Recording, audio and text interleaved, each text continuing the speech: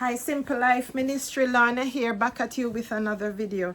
So today we want to do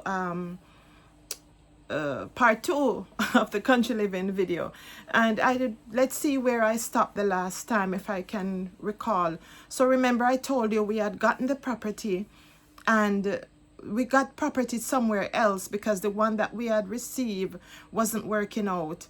And so we went there, and we saw the guy that came and said it's his property, and he gave us the permission and said that we can live there. We can live there as long as I live. He said that.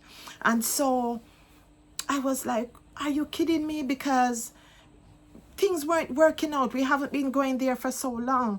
And finally my husband said, let's go up there, only to know that he came, only to know that the rightful owner came and he's given us permission to live there, and for as long as I live. So we went home. We were so happy. We were giving God praises and thanks, and was talking to my brother. So I told him the story, and I said, I would love to get that in writing. And he said, no, Lana, that would be an insult to him, because when English persons tell you something, when they make, it's like he said, their word it's like him saying it and him promising it. He said, did he shake your hand? I said, yes, we shook on it. And he said, that's like him signing it, or that's him signing. It's a signed agreement. But because of what I went through with the first guy that said the land was his and we could have it, I didn't just want to go by that, I wanted something to make me feel secure. And so I called him up. By that, he had gone back to England. So I called him up and I said to him, I know you meant what you said, and I know you give me your word, but for my peace of mind, can you give me something in writing to secure myself, so I can feel secure within myself that yes, this is it now. And so he said, Lorna, I told you, and my word, and all of that. But anyway, he said, okay, to make you happy, Lorna, I want you to be happy, Lorna. I said, oh man, just the way how he's saying those things, I'm just saying, to God be the glory, to God be the glory. Because he's saying, I want you to be happy, Lorna. I want you to be comfortable. And so I will sign up, get the lawyer to do up something. So the lawyer, he sent me something that the lawyer wrote up, giving me permission, just like he said, to live on the land, to do whatever I want for as long as I want. And yes, and he signed it. And on the bottom of that, he also said that I should pay $1 US per month. $1 US a month. And so that part kind of have me thinking, why would he put money? He said it's for free. But then a sister told me that, no, Lorna, it's fine. Doing that kind of ensures that you really, what he said, it makes it more binding.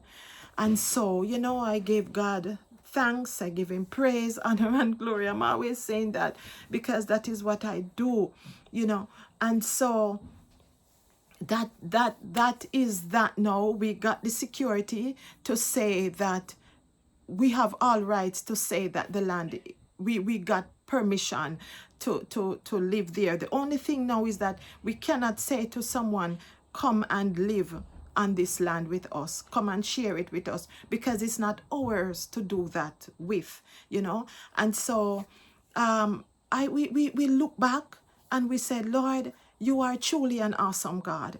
Because the first time, remember, I was minding my own business in the market, selling my nuts, and this man came up to me, talking to me if I'm a Seventh-day Adventist, if I do country living, and I said it, I told him outright from the beginning what we're looking for, country living. I said I didn't want to lease, I wanted it for free. He said to come anyways. Simple Life, I could have said that I'm not going because that's not what I asked for, but I didn't do that. I went anyways because the invitation was there. I said it to my husband and he was okay with it. So right there, you see how God is opening the doors.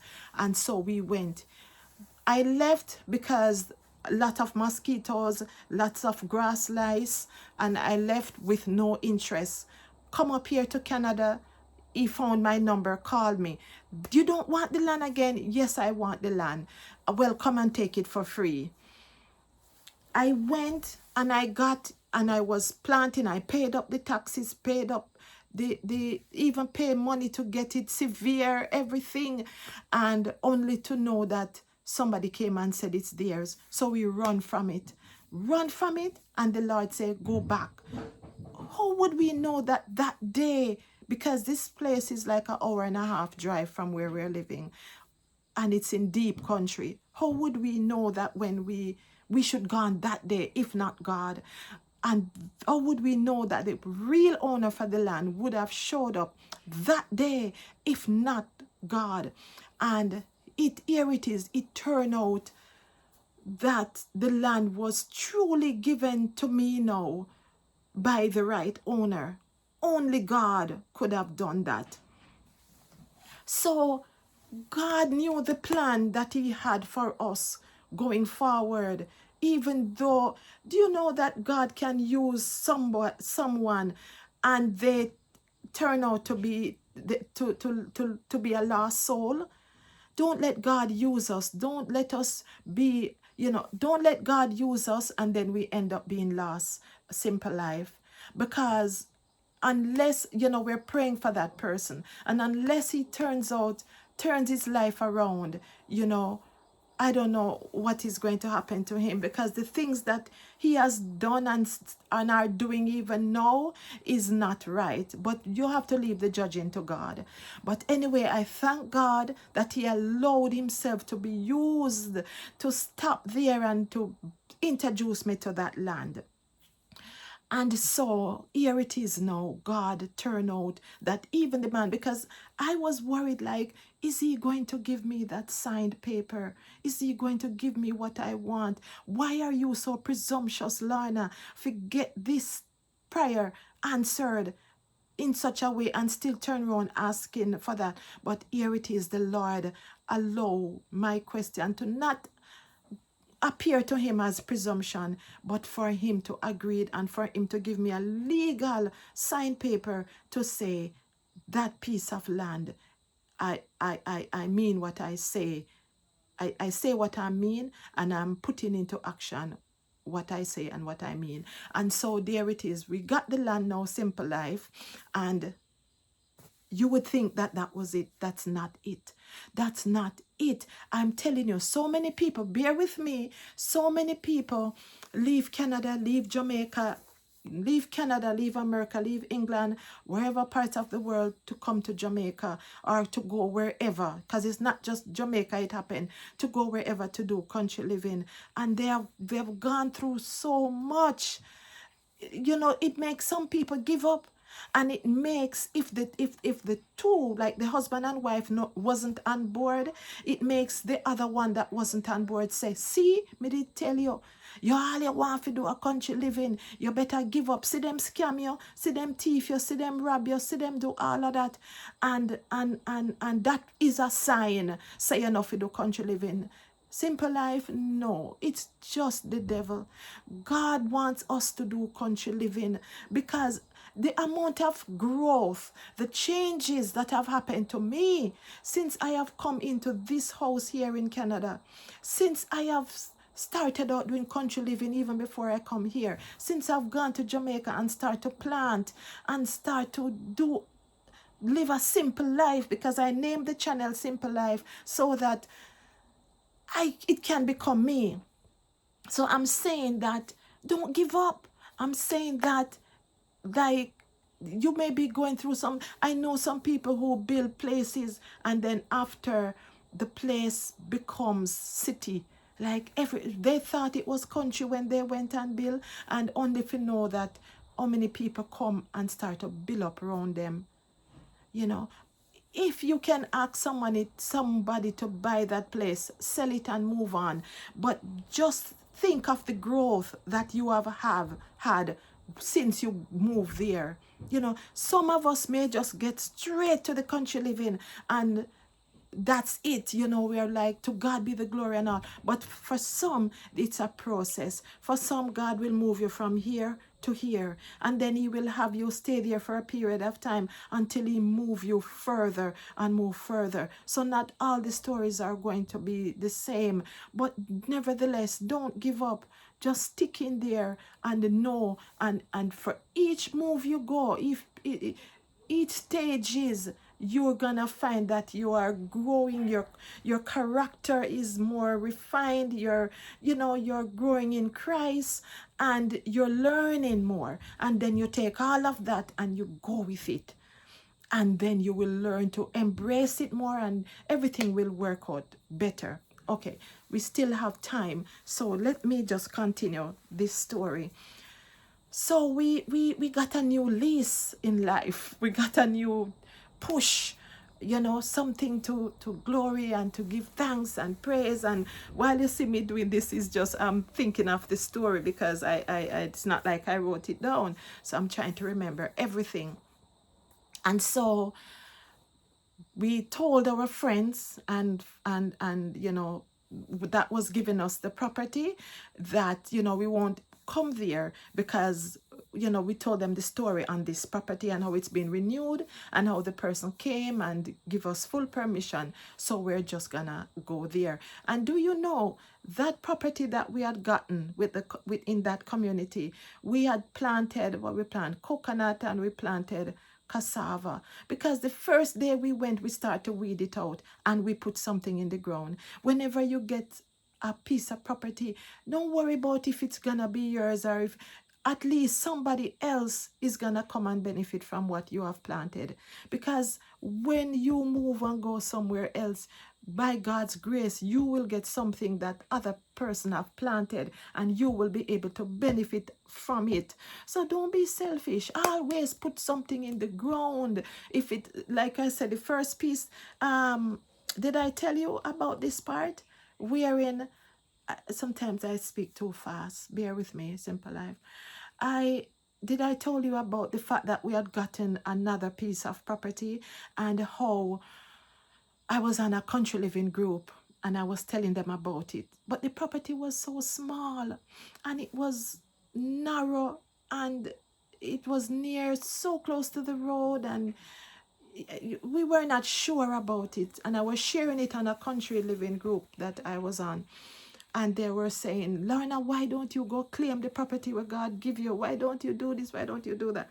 But Simple Life, meanwhile we were waiting, we were praying, and we were asking God to tell us if this is the land for us, if this, because sometimes, yes, it sounds good, and yes, you want it, but you want to make sure. And it caused a rumpus, and other people were saying that the person who gave us the land didn't have a right to give it to us. And so there's no, and from the minute we hear about that, we were like, and we were done. So we take that one off our list. So going back now to the one that I was telling you the story about. So we tell the people that in that community that, we have somewhere, we tell them the story. And so we decided to stay there. So we gone back up there now with a vengeance. And we said, okay, we're going to build a latrine, an outdoor toilet, because when you build the outdoor toilet, when you're ready to build your house, you can take, you can, that outdoor toilet can also run to the house that you're building. So now you can have a outlet inside the house that you're building, and you have an outside toilet. And I love having the outside one, so I always wanted to have one. So we started to do that, and we start to clean up at the land, and we start to take it personal now, because now we have legal right to do what we're doing there. So we start to even fix up the road to go up on the property. One day we were there, Simple Life. No, we came up. When we drove up, my husband said, seems like a truck came up on the road. And it seems like it's a heavy truck too. And you know, it's funny how, you know, at one time in his life, he didn't want to do country living. And now that he's going it, now he's even developing a way to know if somebody come on the property, if a banana cut, if this tech, and even to detect tracks. And the thing is learning all these things. But so I saw it too, but you know, we forget about it. We gone, we do our thing. The next week when we went, we saw some, you know, when they take the spray paint and they spray up the trees and the property, and they wrote "get out." And we have sand and stone that we had gotten to, that we have brought up there to build the pit toilet. They took, we had some blocks, they took away some of the blocks. Whoever did it, they make up fire, bonfire over the property. They cut down our plantain, our banana. They just push them down, like so many fallen trees, fallen. We have some cassava plant up, they root out and take away all of the cassava. Simple life. When we went and when we saw it, I don't know how to express to you the sadness to see all the hard work that we put in there, because we said we not spray the land, we not put no chemical, no fungicide, whatever they call it, nothing on the land. This is just an organic property. So for everything that we do it with our hands, you know, and we were just doing it on our own. So all the hard work to see all of those things cut down, chop down. We had a banana with like 12 hands, like a big banana. That banana then cut. We don't see any sign of it. So it's gone. They took it with them. Like I said, they cut down all of the plant, all of the cassava, push them out, dig them out. All the cassavas are still under the ground, but they cut off the top of the cassava them and burn them up. And they cut our cane, cut down the cane them, take how much cane. So many things, simple life. It was so heartbroken. So we took pictures, took videos to send to the owner in England. And we explained to him everything that was going on. We called some and talked to some other people in the area. The people said to us that, yes, them hear the noise and they see the fire up there, but they thought it was us, because they know as soon as we come, we always light a fire. But it's when they start to hear the noise, they were wondering if we carry people up there, because normally they don't hear anything like that. But anyway, they didn't come to investigate. So, you know, even them were saying the land, who could have done this? So by investigating and stuff now, we put one and one together. Remember that man that was saying it was his land to my husband, and he was telling him that he was just giving him a courtesy call and we should get off the land. So we are thinking now that he's the one who came, and he came and he see that we're still on the land, and so he's ruining our stuff, because he said in the past that he has given us a courtesy call. So now it's time for him to take action. So when we complain to the owner of the land now, the owner is telling us that that guy, after investigating and reporting it to the police and time goes by, we are learning now that it's not the first time he's doing this. We are learning that he is trying to take over somebody else's land, that this is just his way of trying to, just like the guy who gave us the land originally, he's like that guy. They go and they see land that has not been occupied for a while, and they go in and they take it over, they pay up the taxes, they do all these things, and eventually the land becomes theirs. So now that is what they do, with the hope that they can take over this land, and then we now can, they see us coming in and probably think we're trying to do the same thing. So they are trying to get rid of us. So let me come off shoot a little bit to say to you, simple life, if you're getting a land and you're not getting proper papers and real everything for it, don't take it. make sure you go through the proper process, even though it sounds good and even though it looks good. So I'm talking now to the owner in England, and he's working on it, and that is where we are at this moment. The people that lives around there, while we are here in Canada, we are communicating with people that are in the area to tell us if they see that guy with the truck, the guy that says it's his land, to see if he's come back there, and if they have heard anything from him. We don't have a phone number for him or any way to contact him. So we are waiting on them to tell us anything that they have heard.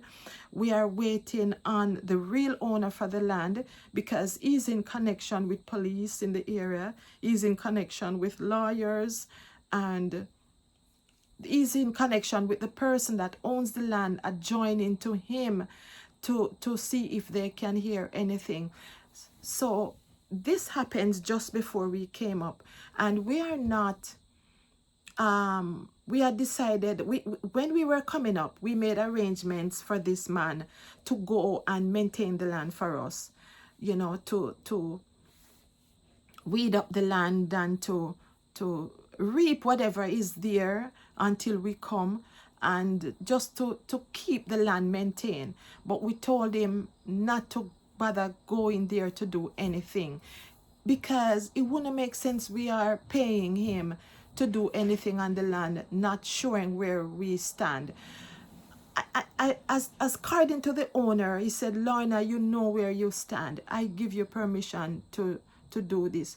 But because he's not there in Jamaica, and because that man, for whatever reason, thinks that the land is his, it wouldn't be wise, wouldn't be smart for us to be going back there and still reviving and still putting our life at risk, not knowing what type of person. Well, we see the type of person too, you know, because he mash up the land, him mash down with banana, with planting, do so much things to the land, just to prove a point to us. So we don't want to take any more chances to him. So Simple Life, that is where we are right now.